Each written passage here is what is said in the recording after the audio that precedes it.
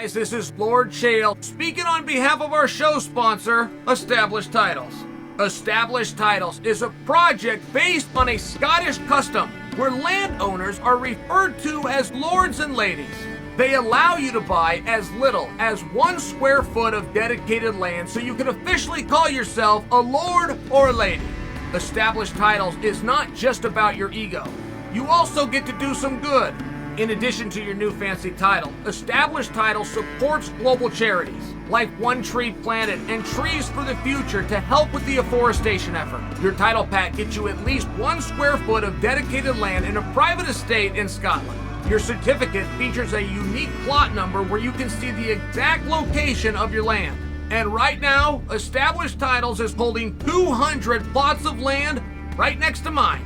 So come join me in the Bad Guy Inc. Kingdom. Getting this certificate even allows you to officially change your name to Lord or Lady. Put it on your credit card, put it on your plane tickets, or if you're so inclined, put it on your dating profile. Makes for a great last-minute gift, and there's even couples packs that come with adjoining plots of land. Established Titles is having a great limited-time sale. Go to establishedtitles.com/Chael to save 10% off today. Remember to use the promo code Chael, or just click on the link below. Walk down a road of silliness with me, okay? But come on this journey. Come on this journey. Let me bounce you around a little bit and stay with me. Now, I don't know Pereira well enough. The champion of the world. He never had a featured match. He was never in a main event. Someone somewhere said that he beat Adesanya, and someone else said that he had done it twice, and someone somewhere else tied it all together and said he only came over here to beat Adesanya again. Like, that's a really compelling story that all turned out to be true, but it was never really told. It was told in bits. It was broken up. It was very clumsy. Never had a big camera on him.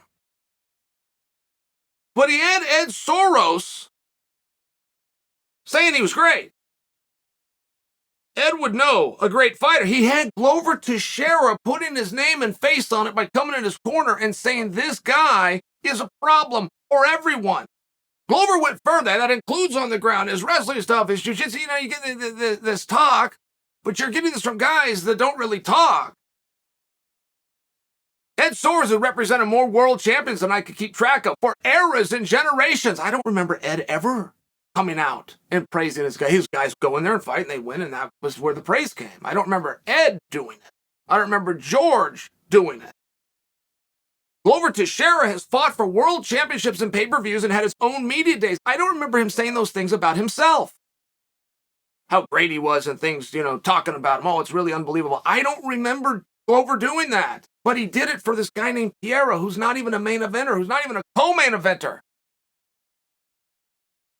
But he allegedly had beaten Adesanya in some kickboxing. All right. So now we see Pereira. Now we see that he's great. Now we have the whole story. Those kickboxing matches didn't sit well with him, even though he won. The community said he didn't win the first one, which is why he went and did the second one. He was losing the second one until he knocked him out. That's just fine with him. His hand was raised, but that's not the way the story got told. The story got told, you caught him and you got lucky. You've now beaten him twice, and you showed you weren't the better fighter either time. That would be hard for anybody. So he comes over into the UFC, and I have to wonder when this is done. I mean, I must wonder, is he the kind of competitor? Because everybody ticks to something. There is no psychology of MMA. There is no psychology of soccer. There's a psychology of an athlete who may do MMA or he may do soccer. If he does great in MMA with his psychology, it's great. But you see but if it's bad, then he's got a bad side. But it's not the same. It's not one size fits all. So there's something that makes Pereira tick. And it appears to me possibly that he doesn't tick until he has an urgency, and he doesn't feel urgent until he's almost out of time. The one thing that will stop all fights, it's not cuts, it's not the doctors, it's not separating from consciousness or even busting your arm. The one thing that will stop all fights, if we don't do that first, is time. It will run out. It seems possibly, I gotta say possibly, I don't know the guy well enough. Possibly he's one of the competitors who builds an urgency and whose motivation goes up as he has less time to get said job done. What if that's true? What if he's letting Adesanya win the early rounds? In terms of, I'm going to do enough. I'm going to keep you working. I'm going to defend myself. I'm going to hit you where I can, but I don't have an urgency. I don't care if you clack the 30-second timer. I don't care if you clack the 10-second timer. I'm not going to go on a sprint. I'm not going to try to steal this round. I'm going to fight you. I'm going to work you. But all to set you up for later where I'm going to finish you. What if he did work that way? That's all I'm asking. And I don't superpose that he's going to come out and tell us. I don't even superpose that he knows that about himself. It would have to be you. It would have to be an observer of his career that saw the body of work and was able to type commonalities with no matter what the score was. In the final frame, he was different. He was better. He was at his best. If we can identify that successfully, I mean, almost like scientifically, we will then know that he's that kind of guy. He's the kind of guy where the urgency goes up as the time comes down. People that do that, sports reporters, they don't ever know what they're talking about. They just got a nice suit. Their dad was like an uncle at some, so they get the spot at the desk. But they'll like to tell you, those guys have ice running through their veins. Those guys can deal with pressure better. That's not the situation. They didn't need to be calm. And they weren't aware of the pressure. They had a plan the entire time. And it was to look great at the end. That created an urgency. That created an absolute need. There's a law in life, and you guys will know this, whether it was with your schoolwork, whatever jobs you have now. There's a law. However much time you have to do something is how much time it's going to take to do that. If you're building a subdivision, right? And you got 5 months to get it, but at 5 months, you got to pull off because you got to go to another subdivision. You've got to be done. Believe me, there's not a house in there that will be done in 60 days. Not one. Not a house that'll be done in 90 days. They will be done the final week of the 5 months. It's just a thing about human psychology. But what if Pierre is this way? What if Pierre, because Pierre and Adesanya are going to fight again. For sure, that's the next fight.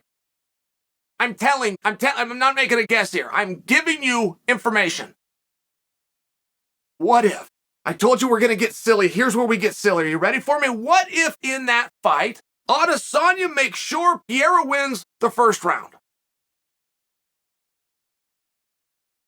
Adesanya does however little he has to do to make sure, against Pierre's will, that Pierre wins the first round. What if? Would Adesanya have just succeeded in taking the urgency away from his nemesis? Would Adesanya succeed if he made sure that Pierre had points? Pierre, at the end of the fight, doesn't have to stop him, doesn't have to knock him out. Would that reduce Pierre's urge to do that? Because Pierre is not controlling this. Make sure you understand. That's why I said we don't need to go ask Pierre and ask him if Chael's right. Hey, are you one of these guys that rope-a-dopes the whole time and comes on at the end? We don't need his opinion because he doesn't know.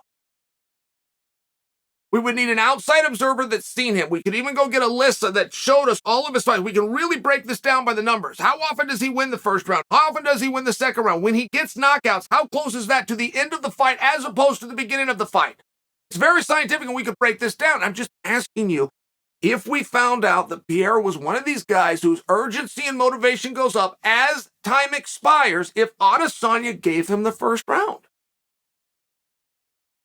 would he then take away accidentally, not on purpose, it's a subconscious within his opponent, would he take away the desire and the urgency and the necessity of finding completion on his own from his opponent? It's a very interesting concept.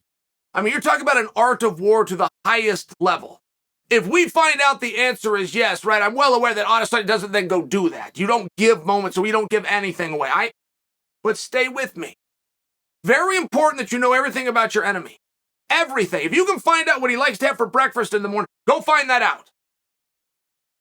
You can find out what time he goes to bed at night.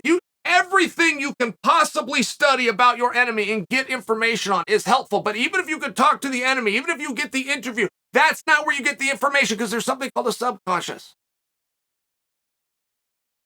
And I just wonder on Pereira, is his tick win time's running out? Because I've already seen, I knew I would see this, but I've already seen it. Adesanya is the better fighter if we didn't do 5 rounds. If they did 3 rounds like a normal MMA fight, Adesanya would beat him, and he'd beat him every time. You don't know that. You just know if you could stop after those 3 rounds that you saw. You don't know what it is that drives Pereira. You don't know what his plan and strategy was, but neither does he. Neither does he. He didn't turn to Glover Teixeira after the 2nd round, say, did I lose that one? Do I got to go knock him out? He didn't say it after the 3rd round or after the 4th round. He said it just prior to the 5th round, just prior to the last round. The only time that he asked, what is the score? What do we need to do here? The only time that he cared was when there wasn't going to be any time left. It's a fascinating concept. It goes much, much deeper than a surface level discussion that we've had on this. I knew he had to knock him out, so he walked out and knocked him out. I know that's what it appeared. No, this is deep. This is incredible. You had the ability to do that. Why wouldn't you have done the first 5 minutes? I would. If I had the ability to do it and I didn't have to work hard all night, I would have done that. I think you guys would have too. Makes perfect sense. You could probably go say that to Pierre, and he's like, yes, it makes perfect sense, but he can't force it to happen. You can't force motivation in yourself, guys. Life would be great every day if you had the ability to just be happy. If you had the ability to control any emotion, life would be great. There has to be a certain circumstance, a certain situation. It's called a house being on fire that gets you to step up and be your best. Suggesting for you, perhaps with Pereira, the absence of time ups the urgency and the motivation to go get a job done. And what would happen if he didn't have that? What would happen if Adesanya took that away from him?